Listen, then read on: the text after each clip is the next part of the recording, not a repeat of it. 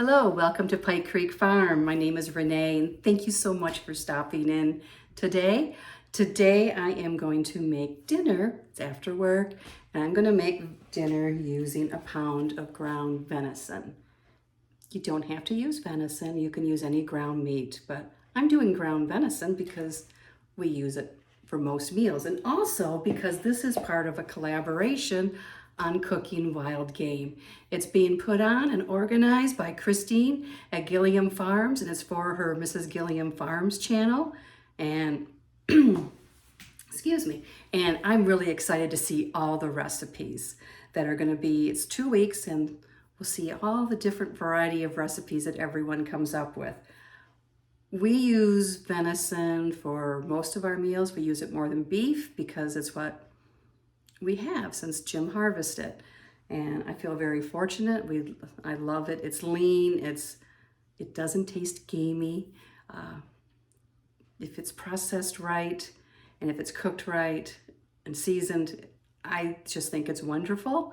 But of course, that's my opinion, and I didn't grow up on it or anything, but I do enjoy it. And this recipe is actually one my mom taught me when she would be gifted a pound of ground venison. Sometimes a friend, like she would give her one that she taught ceramics to. They would bring it in because Dad didn't hunt deer. And she would make this meal, Salisbury steak, because it would stretch it. It would make it go further and everyone enjoyed it. So I thought I would share that with you. And I will bring you down and we will make Salisbury steak using ground venison. So the first step is just to thaw out your meat. So I had this in the fridge overnight. Okay, I washed my hands. I'm going to add some seasoning to this now. And I don't measure it. Some garlic.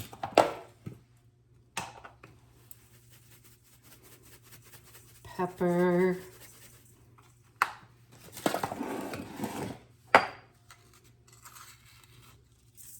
some salt.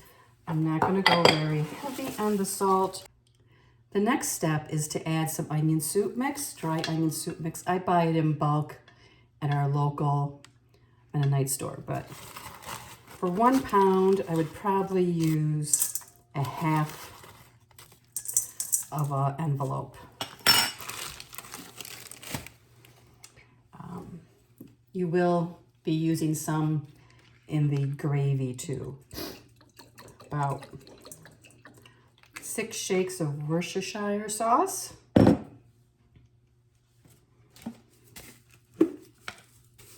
Breadcrumbs. 1/4 cup, 1/3 cup. 1 egg. My mom's rule was 1 egg per pound of meat. So if you're doubling this, it'd be 2 eggs. That was always her rule for making meatballs or meatloaf or anything like that. I have a cast iron pan. I'm going to add a little bit of olive oil and turn the heat on to start heating this pan up. I'm going to add a little more pepper because I do like the flavor of pepper. And I'm going to mix this up. I do use my hands. I don't normally wear a glove, but I will wash my hands, and my hands were washed before I did this. You don't want this to be like a meatloaf, like that much breadcrumbs, because it ends up being like a burger consistency, but this just helps to stretch it. And I've used crushed up saltine crackers. I don't have the breadcrumbs. I've used fresh breadcrumbs.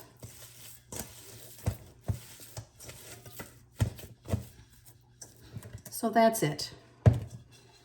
And I'm going to pat this down.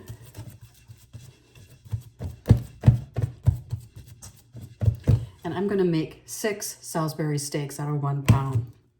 So I'm gonna divide in half, do my little pie shapes, and that's how I will divide it up. So the oil needs to heat up. Let me get things organized over here, and I will bring you over for cooking them, and then we will make the gravy. I always add some oil with venison because it's so lean. If I was doing this with ground chuck or combination of ground chuck and pork or something, then I probably wouldn't as much. I would maybe spray the pan, and I like using a cast iron. I don't always, but I like that it gives a nice crust to the meat. I want the oil to start to bubble up, and you know how it kind of swirls some. Now, if you don't have dry onion soup, you could chop up an onion, you could use minced onion. I just find the dry onion soup to be convenient. You can make up your own dry onion soup. Sort of use what you have on hand. Okay, I'm starting to feel the heat. So let's start making the patties. Take out one of the pie pieces and I make them oval shaped.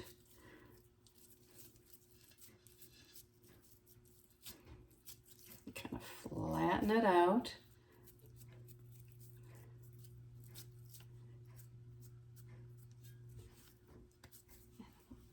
Put the first one in there.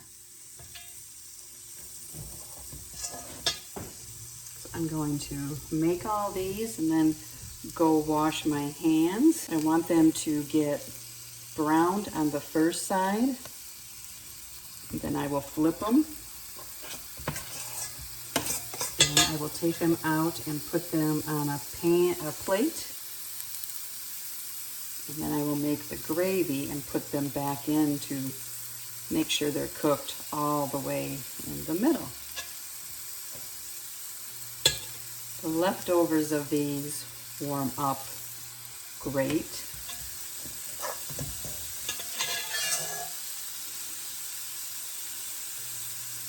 And the onion and garlic and Worcestershire just go so good with venison.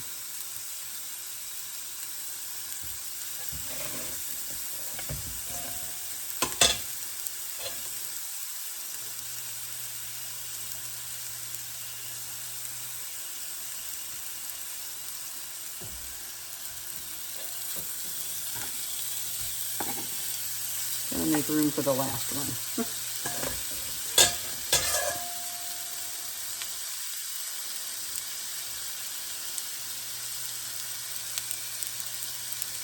Okay, I'm also going to add mushrooms to these, to the sauce. We like mushrooms. It's totally optional, but we enjoy them. So I'm going to get rid of this and wash my hands, and I'll bring you back when it's time to flip them over. I'm going to flip them over now.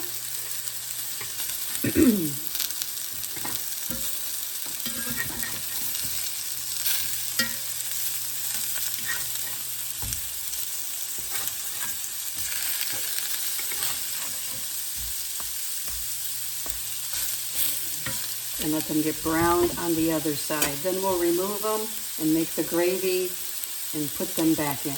I'm peeling some potatoes. I'm going to have some mashed potatoes, and I'll probably open up a jar of home canned corn to go with it. It's a hearty meal.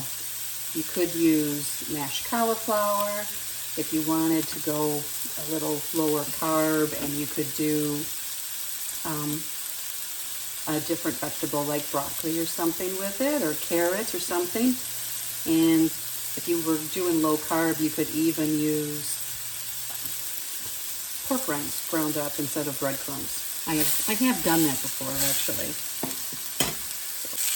They are browned on both sides now. So I'm going to remove them to a plate. The middle is not cooked. I'm going to turn the heat down a little bit. I'm going to add 2 tablespoons of butter to this pan.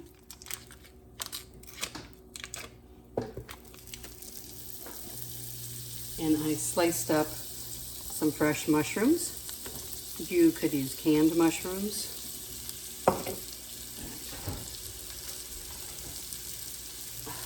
I forgot I had some canned mushrooms. I'm going to add them into it too. Don't want them to go to waste. I'm just going to saute these until the mushrooms start to wilt down some or cooked part way.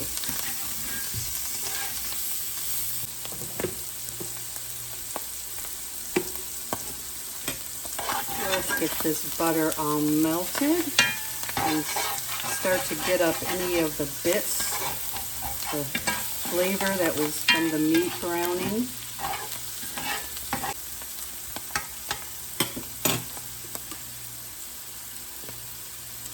I'm going to add a couple spoons of flour and let it soak up the oils.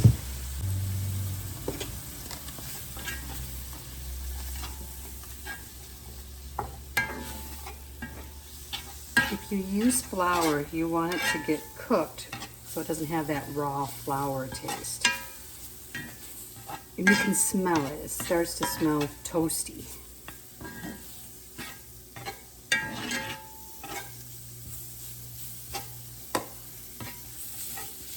Okay, it's smelling cooked, looking cooked. It's all incorporated in with the mushrooms. So I'm going to add about a cup of water. I might need to get some more. Spoon of the onion soup mix. Spoon and a half. That one wasn't very big. And let's start stirring it up. And it will start thickening right away. Like I said, I might need to add some more soup. I'm going to add some beef base to this, so to give it a little more beef flavor. In case it's starting where I can draw a line through it. This isn't really enough gravy because we like lots of gravy with our Salisbury steak. So I'm going to add another cup and get that incorporated and let it come back up to a boil. Yeah, this will be better too. And I have some beef broth and seasoning. I'm going to add a spoon of that in there. You could add more onion soup mix even, but this doesn't seem as salty to me. And it gives a richer color. See, the color is coming to be a nicer brown. Sprinkle of garlic and some black pepper. I'm not adding salt because between the soup base and the French onion soup, I think there's enough salt, and I'd rather people add it than just go, ooh, this is salty. So we'll let this come up to a boil. And if you have to add more water, if it starts getting too thick, that's fine.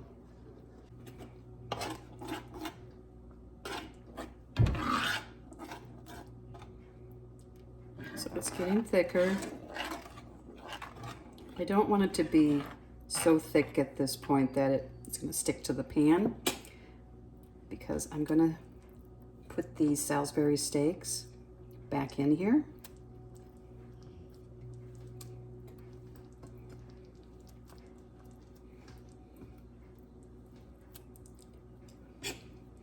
I'm going to spoon some of the gravy on top. Now, if you like your stuff a little spice to it, you can add some red pepper. You could add, cayenne, red pepper flakes, or a shake of some hot sauce. I'm going to turn this heat down towards low and just keep it at a nice simmer. And I'm going to try and find a lid that fits this pan. This is a big pan. I think this one does. Not perfect, but enough to keep the heat in some.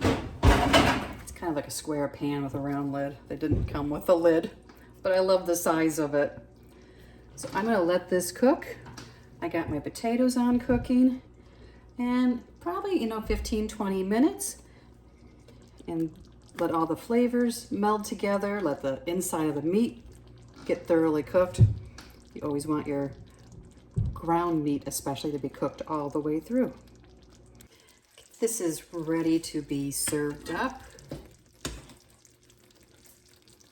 Some potatoes, some corn, and one of these. And they're firm now. The gravy has thickened up. When you push on it, no pink juices come out. You don't want that. You can use a meat thermometer too. Some gravy on the potatoes. And we'll do a taste test. Here we go. Here is dinner. Actually, I'm going to add some pickled beets to mine, because I love pickled beets with like a beef dish like this. So here's a bite of the Salisbury steak. And it's not meatloaf. It's a different texture. It's firmer. It doesn't have as much fill to it, but it really stretches a pound of meat, and it has a lot of flavor. Let me get my pickled beets and show you. Here's my mom's pickled beets. I do have a video on these, and I will link it, iCard or down below. I'd like to thank Christine, Mrs.GilliamFarms, for inviting me to this and including me. I love seeing all different recipes using wild game or any meat. So here's one of the pickled beets. It's a great recipe. I love these things, and they're such a great side dish to go with a meal like this to kind of brighten it up. And Salisbury steak is just a really nice retro 1950s sort of meal, and it's economical and stretches the meat and is just a good hearty meal. So I hope you'll enjoy it. And here's one of the pickled beets. Mom came up with the spice blend for this, and there's a little bit of horseradish in it, and it is just awesome. They're firm, they're flavorful, and I just love them. Make sure to check out all the channels and all the videos, and you'll get lots of great recipes on how to use your wild game. And don't forget, you can always convert them to, regular store-bought meat too. It doesn't have to always be wild game, but it's nice to have ideas, because not everyone knows how to cook with wild game. And really, it's no different. So thank you, Christine. And if you like this video, if you push the like button, it really helps my channel. And if you want to share it, and if this is your first time here, I would love to have you subscribe. Thank you so much for being here and for watching. I'll see you next time at Pike Creek Farm.